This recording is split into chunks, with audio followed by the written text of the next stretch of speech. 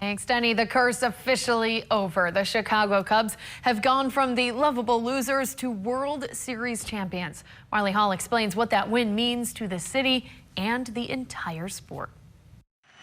Here's the 0-1. The historic World Series finale. The Cubs win the World Series! Followed an unprecedented 17-minute rain delay. Series MVP Ben Zobrist gave the Cubs the lead over the Indians for good with this 10th inning double.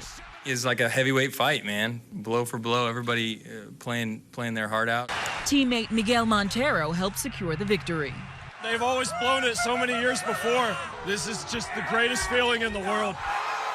Fans were left on the edge of their seats at the bottom of the 8th when Cleveland outfielder Rajai Davis hit this game-tying home run. This whole place erupted. It was an awesome moment. In the end, the Cubs were victorious, rallying back from a 3-1 series deficit, finally ending decades of heartbreak. Your family has been waiting 108 years for this. This is tremendous. Still can't believe it. Back in Chicago, celebrations immediately spilled from the bars to the streets as fans hailed the end of the curse of the Billy Goat. There's nothing to do with curses. Cubs manager Joe Maddon attributed the win to skill. Superstition has nothing to do with what's happening today. Nothing. And if you want to believe in that kind of stuff, it's going to hold you back for a long time. With the drought now over, plans for an epic victory parade are underway. Marley Hall, CBS News, Cleveland, Ohio.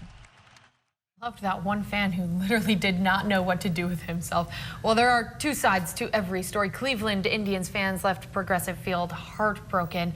The Indians now have the longest World Series drought. They haven't won since 1948. Two great teams. One had to win, one had to lose. Unfortunately, we didn't win, but hats off to them. They had a long drought. Potentially healing the sting of tonight's loss, though. Our last night's loss, Cleveland fans got to celebrate their own championship back in June when the Cavaliers won their first NBA title.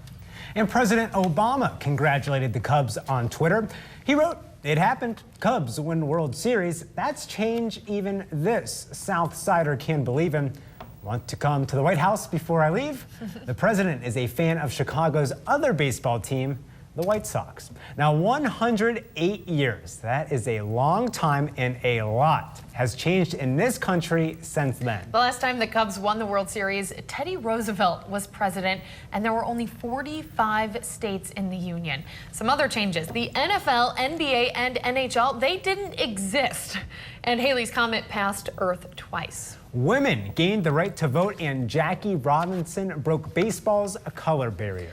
Another piece of trivia here: the Model T Ford debuted only a few weeks before their 1908 victory. Yeah, that was in 1908. I do remember that year. You know, you feel a couple decades are long? 10 decades.